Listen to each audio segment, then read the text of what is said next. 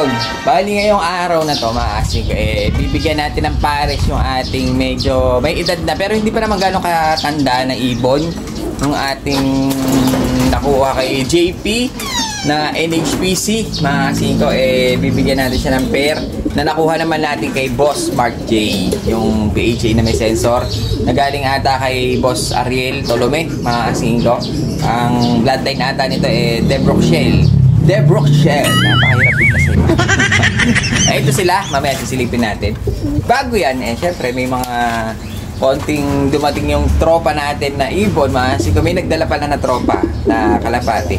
Silipin na rin natin, konti lang, sakto lang na pan-display doon sa pwesto.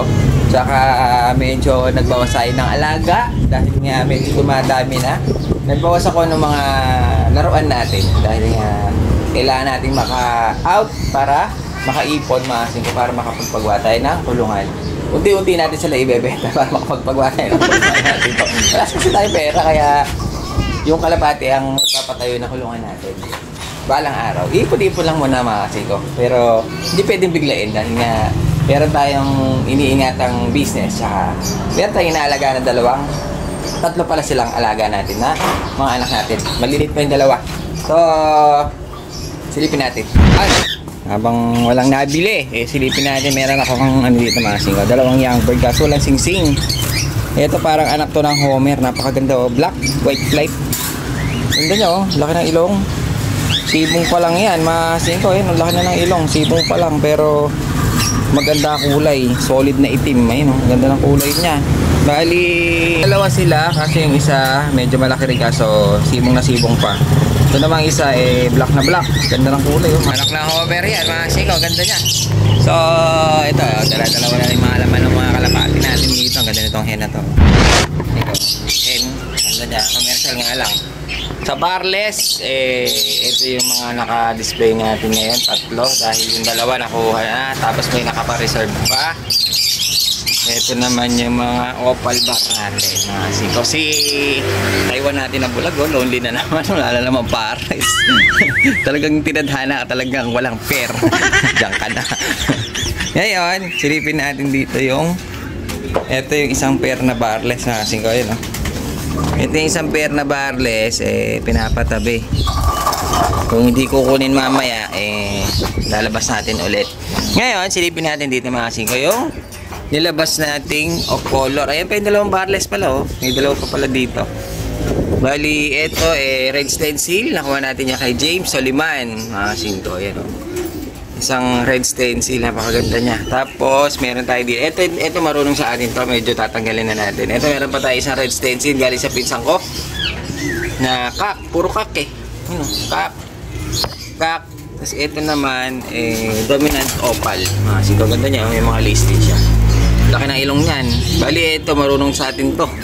Pinapalipad ko yan, pag walang kukuha pwede nating pakawalan ulit. Gawin natin ulit siyang flyer. Kaso kasi namamaris kasi to, pumupunta sa kisame namin, kaya tinanggal ko.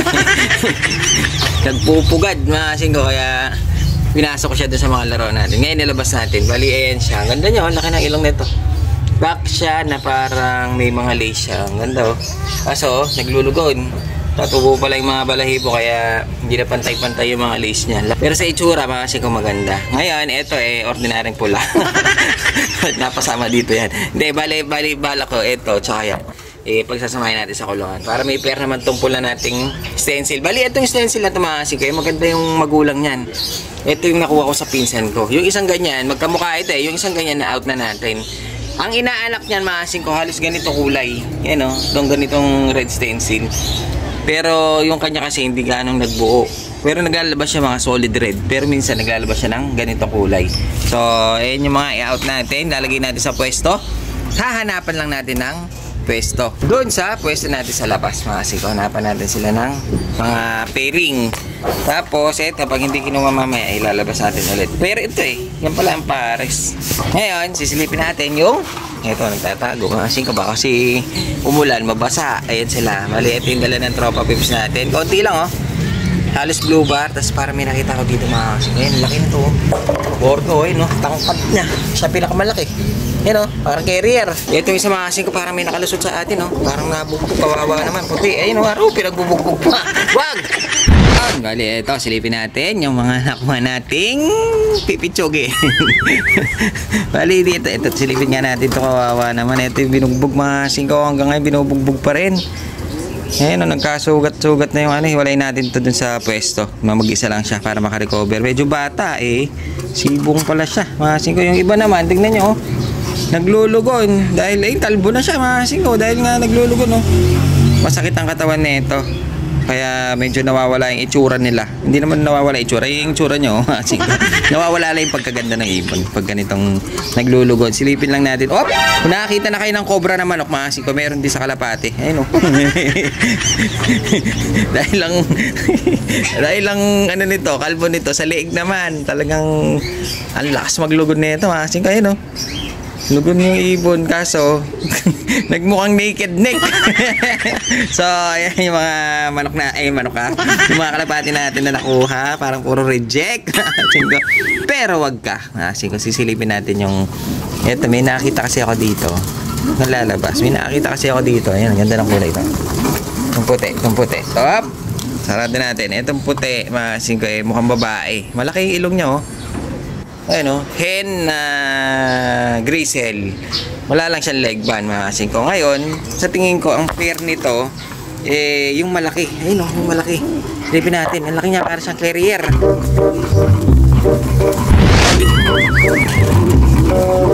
Ito siya, mga singko. Laki niya. Hindi ko mahawakan na isang kamay. Medyo mahirap.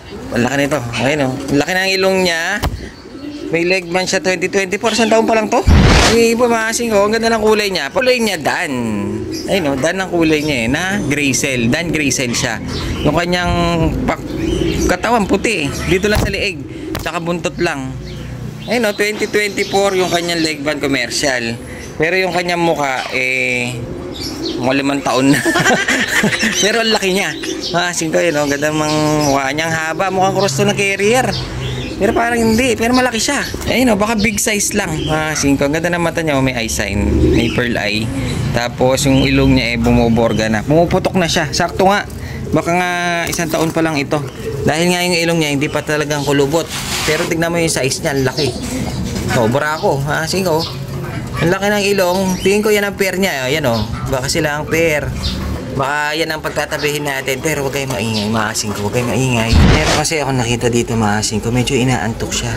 Ayun inaantok siya, mga singko. Kaya napuyat itong kalapating ito. Medyo inaantok siya. Pero hindi lang siya, mga singko, Ito pa isa. Ano ba yan? Ayun pa isa. Parang magkakawanay na sila lahat.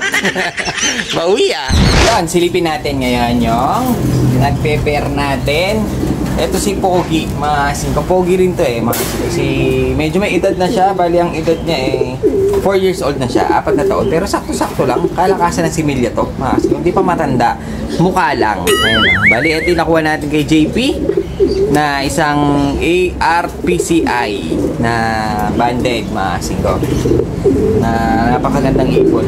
Laki ng katawan. Medyo nagkawan ay ito. Medyo gumaling na. Kaso talagang fully recover na siya. Ayun blue check siya. Bali palis na siya. Kaya bibigyan natin siya ngayon ng pair. Bali ayun siya, mga singko. Ngayon, ang pinapares natin sa kanya yung nakuha natin kay Boss Mark J. Ayun kung makikita nyo, medyo naglalandi na.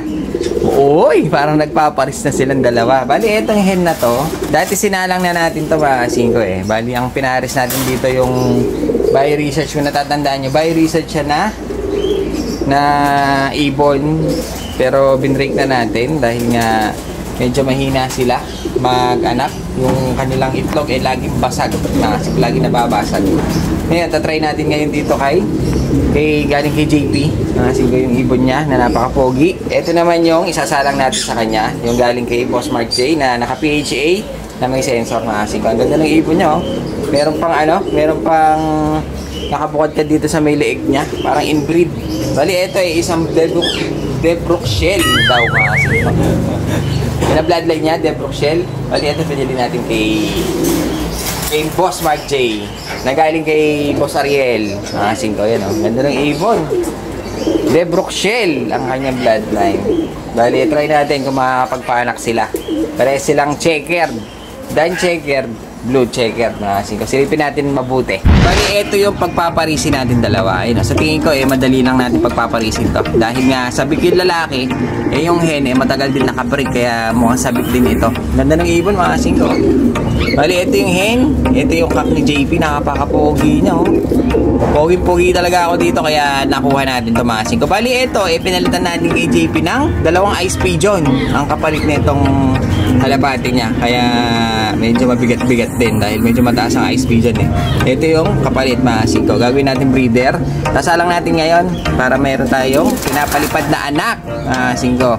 Dahil yung mga nandun sa Taiwan loft natin, yung ginagawa natin flyer na 20 piraso, 7 na lang, mga singko, dahil kakahingi ng mga tropa groups natin. Naubos na. Pero okay lang, imbis na mawala, nahingi ng mga tropa. Hindi pa marunong sa atin yung iba, nahingi na, mga singko. So, yun. Sana makapagpaanak itong dalawang ito. Kaso, ang problema, wala tayong buhangin. Buti na lang, mga singko, nagtakas tayo ng buhangin doon sa kabilang bakod.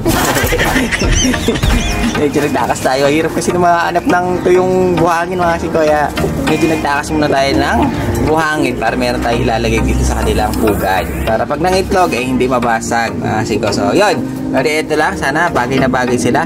At sana makapagpaanak tayo ng medyo healthy mga ibon. Yan. Bagay sila, mga singko.